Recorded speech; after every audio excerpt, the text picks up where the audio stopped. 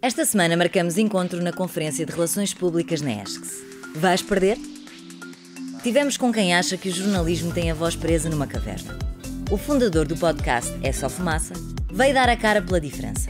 Esta semana o Panorâmica promete. E depois de tanta conversa, no Ponto Móvel o Estúdio Acústico traz-nos o tema Eu Quero Ser Teu. Mas quem quer ser mesmo teu é o E2.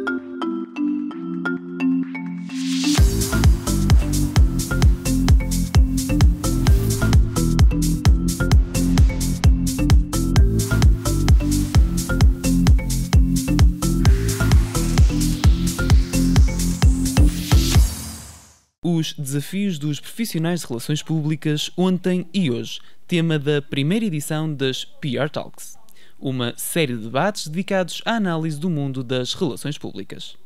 O que nós, no fundo, queríamos era ter um momento de conversa, de partilha, e decidimos que este seria agora, se calhar, o primeiro de muitos momentos que vamos organizar. É um momento de conversa, um momento informal em que se discutem temas na área das relações públicas. A comunicação muda com a sociedade e com os meios. Hoje há novos desafios para as relações públicas. Eu penso que, sobretudo, no passado havia menos meios que tinham que ser geridos e controlados e que aí, claramente, com o passar dos anos e uma democratização da informação, em que qualquer pessoa hoje em dia, com uma ligação à internet, pode comunicar, passar uma mensagem, uma informação que nem sempre corresponde à verdade, e aí tem que haver um grande controle e gestão e, sobretudo, se antigamente se comunicava muito a nível de jornais, através de jornalistas, hoje em dia não podemos pensar que a comunicação fica estritamente a um meio, mas sim a várias formas de comunicação e vários suportes de comunicação. Mas as alterações não significam o fim dos princípios. Há ideias base que todos têm de ter no passado e no presente da comunicação. Acima de tudo, a importância para um profissional de relações públicas ter conceitos éticos e princípios morais perfeitamente definidos. Ter uma cultura abrangente que lhe permita interpretar os movimentos e as alterações constantes da sociedade. Debates cada vez mais importantes para os atuais e futuros profissionais. É preciso discutir para perceber a realidade das relações públicas e chegar ao que é essencial para o trabalho de todos os dias. É muito fácil desvirtuar quando nós estamos tão ocupados no dia-a-dia a fazer tantos procedimentos, tantas regras, tantas gestões de comunicação que são importantes. Muitas vezes esquecemos o foco que é necessário e dizer não, vamos voltar à base, vamos voltar ao que é realmente importante e, portanto, trazer, partilhar e muitas vezes até questionar em que medida nós estamos a fazer isso é muito importante. Uma iniciativa da ESCS organizada a pensar nos alunos. O objetivo é dar novas perspectivas sobre a atividade profissional. Foi uma conferência pertinente, sem dúvida, não só para os alunos de Relações Públicas, mas para qualquer aluno que trabalhe comunicação. Contámos com um convidado com imensa experiência e, portanto, é sempre importante, para além do contacto direto que nós conseguimos ter com os profissionais que saíram aqui da ESCS, ter contacto com pessoas que trabalham neste setor há muitos anos e principalmente em Portugal, que foi o caso do convidado, dá-nos uma perspectiva diferente e, sem dúvida, enriquecedora. As PR Talks marcam também o arranque da edição deste ano do programa Mentoring RPCE, um projeto que quer promover a aproximação da licenciatura ao mercado de trabalho. São antigos alunos a guiar futuros profissionais. O programa Mentoring permitiu-me ver melhor o mercado de trabalho, porque sem o programa Mentoring, muito provavelmente eu não conseguiria ter essa percepção. Iria sair da licenciatura e não saberia o que é que me esperava, não é? Não saberia como as coisas funcionavam e como entraria o que se passava, não é? Porque a escola é muito diferente a universidade é muito diferente do que se aplica na prática. No fundo, é um programa que promove a troca de conhecimento e experiências entre estudantes e profissionais. Assim, o que eu tento transmitir é o curso é fundamental e as ferramentas que eles aprendem são fundamentais para depois conseguirem chegar ao mercado de trabalho e pegar nisso e desenvolver e serem melhores profissionais. É isso que eu tento passar. Sala cheia, estudantes, professores e antigos alunos discutiram sobre as relações públicas. O próximo encontro ainda não tem data marcada, mas não faltam temas para debater e refletir. Hoje no Panorâmica temos muita fumaça. Estivemos à conversa com Ricardo Ribeiro. Olá, seja bem-vindo ao Panorâmica. O nosso convidado esta semana é uma das vozes de um projeto que está em crescimento na internet e quer dar a palavra a quem não tem. Falam-nos de Fumaça, de jornalismo dissidente e progressista. São críticos de uma comunicação social que está presa às sombras da caverna. O projeto podcast chama-se É Apenas Fumaça e o nosso convidado, um dos seus fundadores, Ricardo Ribeiro. Olá, Ricardo. Seja bem-vindo ao Panorâmica. Muito obrigado. Assumem-se como críticos da comunicação social e falam que estão presos numa caverna. Que caverna é esta? Bem, nós somos críticos de alguma comunicação social. Nós não somos críticos de todos os jornalistas. Há jornalistas que fazem trabalhos inacreditáveis. Eu acho que, no geral, os meios de comunicação tradicionais em Portugal, eu diria até um pouco por todo o mundo, têm alguns problemas. Alguns deles, eu acho que essa caverna é a caverna de trazerem quase sempre o mesmo tipo de pessoas. Quase todos os comentadores em Portugal são brancos, homens de classe média alta e com mais de 40 anos. E, portanto, isso aí é uma caverna, não é? Estão presos naquele tipo de comentário e não é representativo da sociedade, porque a sociedade tem outras coisas, tem outras vozes que não têm que ser mais válidas do que estes, ou do que estas, mas têm que também ser ouvidas. Aliás, um dos papéis do jornalismo é dar voz aos representados, dar voz a estas pessoas. Uma das segundas coisas que também acontece é o espectro de temas que são abordados pelos meios de comunicação tradicional são, aqueles que eles escolhem debater e que, portanto, há muitos que não aparecem, não é? A quantidade de jornalistas em redações desceu brutalmente na última década, ou um bocadinho mais do que isso. Mas, ao mesmo tempo, tem que haver sempre uma equipa em cada meio de comunicação tradicional, em cada jornal, que vai atrás do Marcelo, outra que vai atrás do António Costa, outra que vai atrás dos políticos. E, portanto, o espaço e o espectro que depois fica para outros temas, que não são estes temas dos grandes líderes políticos, começa a diminuir. E é algo padronizado. Sim, completamente. E depois há outra coisa, há um outro problema que nós também falamos bastante, que é a falta de profundidade no trabalho que é feito. Há muito pouca profundidade, há muito pouco tempo para ter profundidade em vários temas. Aliás, eu tive ainda há muito pouco tempo numa redação que me dizia que cada jornalista fazia 8 peças por dia. Portanto, se alguém trabalhar 8 horas por dia naquela redação, o jornalista faz uma peça por hora. E vocês não têm esse padrão? Nós não temos isso. Nós acreditamos que é preciso aprofundar, é preciso dar tempo, é preciso dar espaço para as pessoas falarem também, não é? Por exemplo, uma das coisas que acontece muito em televisão é alguém ser entrevistado e a cada 30 segundos ser interrompido. E é uma das coisas que nós não queremos. Nós queremos dar espaço às pessoas para poderem dizer aquilo que querem, aprofundando o tema. Por que achas que um projeto como este, o É Apenas Fumaça, chega mais tarde a Portugal do que noutros países? Eu acho que principalmente por causa do volume de pessoas que existe que podem estar interessado a ouvir isto, não é? Sei lá, o Democracy Now! Existe há 20 anos nos Estados Unidos, sem dinheiro de empresas, sem publicidade, sem dinheiro de governos a serem colocados lá e, mesmo assim, continua a existir há 20 anos atrás a fazer uma única peça por dia. Fazem muito menos do que qualquer jornal em Portugal, fazem uma única peça por dia e conseguem ser sustentáveis pelos seus leitores e pelas suas leitoras e ouvintes e portanto, aquilo que acontece em Portugal é que nós não temos os milhões de habitantes que têm os Estados Unidos e, portanto, nós não conseguimos ter essa escala. Eu mesmo assim acredito que o jornalismo vai ter de ser financiado pela sociedade, seja por pessoas a pagarem, seja por associações e fundações que querem que o jornalismo exista, seja pelo Estado, que eu acho que tem que ter um papel a garantir que o jornalismo existe, porque sem jornalismo não existe democracia. Mas essa ligação do jornalismo com o Estado não pode ser também parcial neste caso?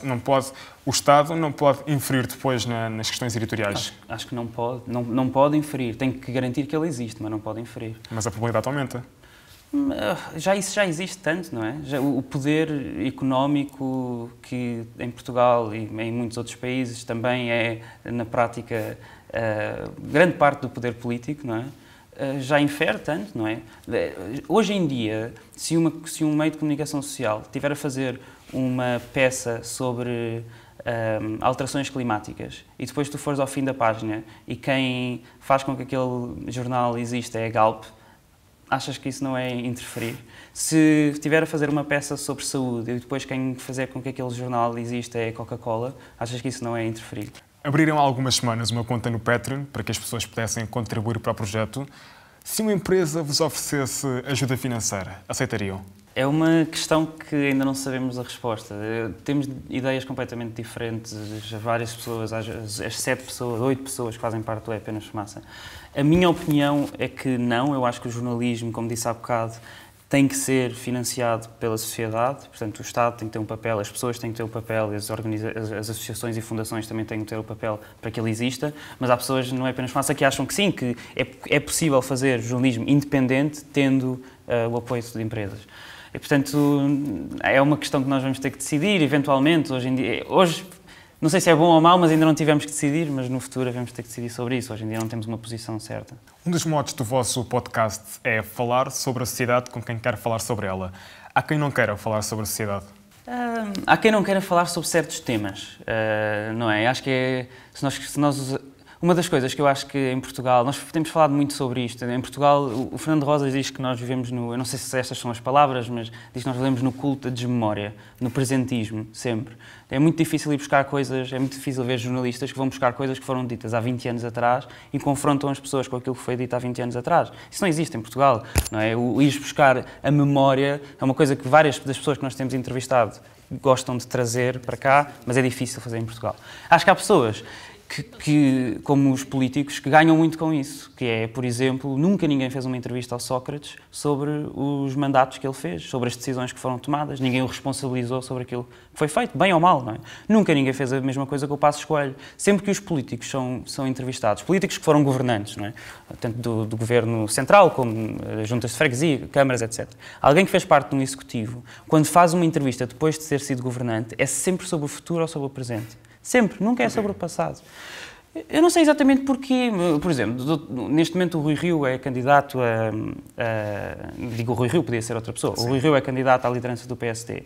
Todas as entrevistas que ele fez é sobre o que é que ele acha deste governo e o que é que ele faria de diferente para o futuro. Mas ele foi Presidente da Câmara do Porto durante imenso tempo. E é preciso ir buscar isso. Eu acho que também é muito mais fácil um jornalista fazer uma entrevista sobre o que é que está a acontecer agora do que ir, como nós fazemos imensas vezes, a ouvir debates no Parlamento de há 10 anos atrás, ver coisas que foram ditas há 40 anos atrás, ver todas as entrevistas que aquela pessoa disse, ir ler os programas e depois ver as decisões que foram feitas, ver o que é que esta pessoa votou no Parlamento e depois, a seguir, fez mais tarde quando era governante. Isto é muito difícil. Falta um escrutínio. Porque acho que também não há tempo, não é? Porque os jornalistas têm muito pouco tempo, ainda há bocado estávamos a falar sobre isso, não é? Portanto, ter este tempo todo para preparar uma entrevista sobre as decisões que foram tomadas dá muito mais trabalho e é preciso muito mais tempo para fazê-lo, não é? Se o povo português não é sereno, como dizem no vosso manifesto, o que é que mexe com os portugueses? Eu acho que o povo português não é sereno, é verdade. Mas também acho que o facto disto não se fazer, do facto de não ires buscar, mostrares às pessoas aquilo que foi feito e escrutinares as decisões que foram tomadas por representantes, também faz com que venham menos para a rua, faz com que, digam menos vezes aquilo que acham, não é? Se calhar faz com que... Eu não quero com isto dar um juízo de valor sobre o que é que as pessoas votam, mas faz com que votem na mesma coisa, se calhar, não é? E eu acho que trazer estas perguntas e fazer este tipo de trabalho faz com que as pessoas pelo menos saibam o que é que está a acontecer e o que é que foi dito, não é? Eu não sei se te respondi à tua pergunta, mas eu acho que o jornalismo tem o dever de colocar as coisas à frente das pessoas para que elas possam fazer as suas decisões e que, portanto, não sejam serenas, não é? Não fiquem... Tu não tens formação em comunicação. Como é que alguém que vem de uma área tão diferente como a gestão de empresas aprende a encontrar o filtro e os limites necessários para se fazer jornalismo? Eu tenho estado a aprender a fazer isso. Eu nunca fiz jornalismo antes de começar o É Apenas Fumaça. Aliás, o É Apenas Fumaça começou como... Olha, era interessante fazermos... Alguém em Portugal fazer estas perguntas e entrevistar estas pessoas. Vamos fazer. E começou como um podcast. Hoje em dia é um projeto de mídia independente. E nenhum de nós, a não ser o Pedro Santos, que entrou mais tarde, alguma vez tinha feito uma entrevista sequer, nunca tinha feito jornalismo na vida, nenhuma das pessoas que fazem parte. E a verdade é que temos vindo a aprender desde lá, e eu acho que estamos a fazer um trabalho muito bom, mas também acho que se olhares para a primeira entrevista, que foi com o Rui Tavares, e olhares para a última, vês uma coisa completamente diferente, um trabalho completamente... Eu hoje faria uma entrevista completamente diferente ao Rui Tavares. Não sei como é... Acho que temos vindo a aprender. Acho que também temos vindo a aprender fazendo uma coisa, que eu acho que é muito importante, pelo menos para nós, fazer, que é continuar a dizer que existe e a ver, e a notar, e a ler, e a ouvir bom jornalismo. Porque existe imenso bom jornalismo no mundo todo, em Portugal também, existe imensos bons jornalistas até em Portugal. E, portanto, nós continuando a ler, a ouvir e a ver esse bom jornalismo, aprendemos imenso o que é que isto é. Destaca mais também é um mal que se faz. Eu acho que há mais mal, há coisas até que nem são jornalismo, não é? Colocar uma coisa num jornal não quer dizer que aquilo seja jornalismo. E, portanto, há muita coisa má, não é? É uma das coisas que tu vês... Hoje em dia o Facebook é um meio de comunicação para os jornais, tal como é o seu próprio website. E tu vais ao Facebook desses jornais e entras na página do Público e vais fazendo scroll down e até tu encontrares uma coisa que é boa, vais demorar imenso tempo. Ou então se estiveres lá 10 minutos, a quantidade de coisas boas vão ser poucas. E há coisas que são muito boas mesmo, mas são muito poucas comparado com a quantidade. E só para terminar, queria também dizer uma coisa, que é, e voltando a dar o exemplo do Democracy Now! O Democracy Now! Fez uma escolha, que é, eu não quero fazer muito, eu quero fazer bem. E faz uma peça por dia. É só isso, só faz um telejornal. Como é que este tipo de jornalismo alternativo pode encontrar credibilidade e a legitimação para se fazer jornalismo? Nós fazendo bem, não é? Fazendo com honestidade, cumprindo as regras que o jornalismo deve ter, fazendo bons trabalhos, que as pessoas gostem, não é? Também não... Eu acho que nós fazemos coisas, eu acho que há muitos temas que nós fazemos que nós sabemos, pá, não... Se calhar se fizéssemos uma coisa sobre o Marcelo tirar selfies numa feira, iríamos ter se calhar mais cliques, não sei. Mas às vezes falamos com pessoas que ninguém conhece, não é? Nunca ninguém ouviu falar no meio de comunicação, nunca teriam um espaço noutro sítio. Portanto, isso dá-nos menos cliques do que se nós fizéssemos outra coisa. Mas também sabemos, ao mesmo tempo, que é bom ver pessoas a ouvir as nossas coisas e é bom ouvir pessoas a ler as nossas coisas. Eu acho que a legitimidade vem de as pessoas estarem a ouvir e dizerem que é bom aquilo que nós fazemos, e felizmente temos tido algumas, não ainda tantas como vocês têm, mas algumas. E o que é que falta ao É Apenas Fumaça? Tempo e pessoas a trabalhar full time. Como é que divides o teu tempo? Tendo em conta que trabalhas? Sim, eu trabalho na Unbubble, que é uma empresa portuguesa que gosto muito, e trabalho também muitas horas. E, portanto, aquilo que eu faço é trabalho não é apenas fumaça nas madrugadas. E há muitas madrugadas que nós passamos a trabalhar, não é? Há muitas entrevistas que são preparadas até às 4 da manhã, vários dias seguidos, e depois às 7 da manhã eu tenho um cão para passear, que acordo às 7 da manhã todos os dias para ir passear. Portanto, se eu me deitar às 4 ou à meia-noite, eu vou acordar sempre à mesma hora. Depois vou trabalhar a seguir, e a seguir vai acontecer a mesma coisa, que é que eu vou para casa, vou outra vez preparar uma entrevista que vamos ter na próxima semana e depois volto a fazer a mesma coisa. Todos os fins de semana quase da minha vida são a preparar isto.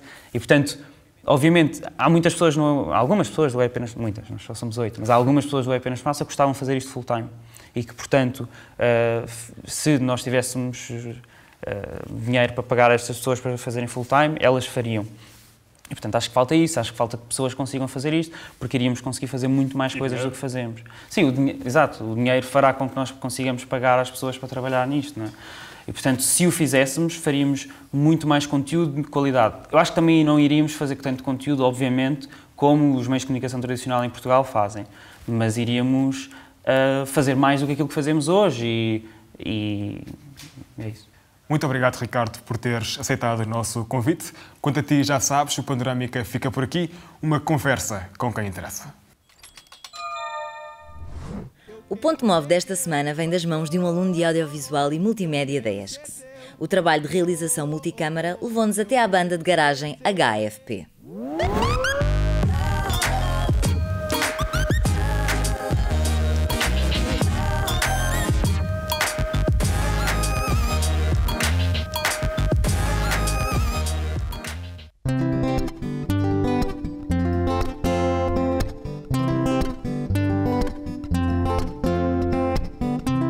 Estou à deriva no mar, não sei o caminho, mas hei de lá chegar.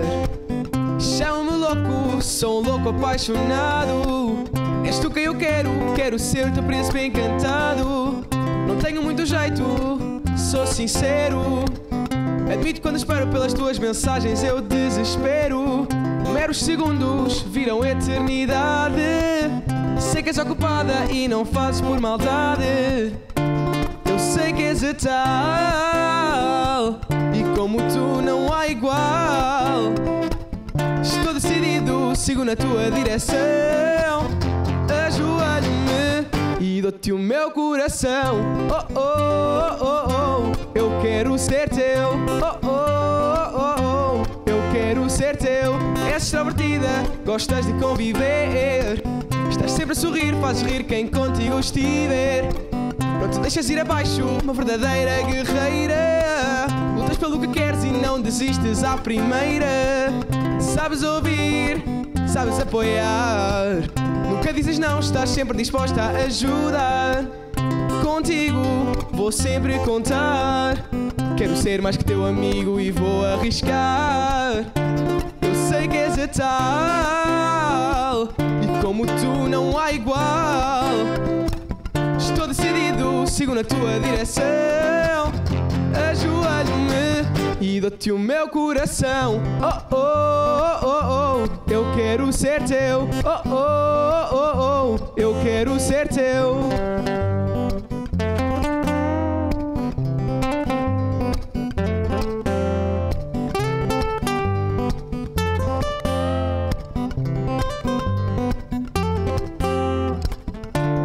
Sei que és a tal, e como tu não há igual. Estou decidido, sigo na tua direção. Ajoelho-me e dou-te o meu coração. Oh, oh, oh, oh, eu quero ser teu. Oh, oh, oh, oh, eu quero ser teu. Oh, oh, oh, oh, eu quero ser teu.